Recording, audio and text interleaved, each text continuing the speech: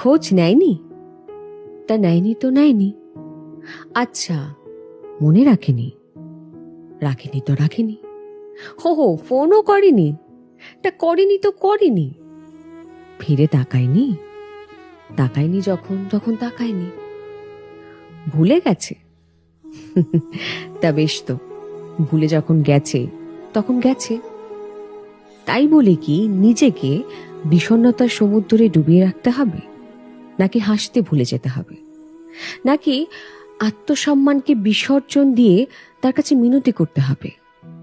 বারবার বিতাড়িত হওয়ার পরেও তার জন্য অপেক্ষা করতে হবে, নাকি পায়ে পড়তে হবে?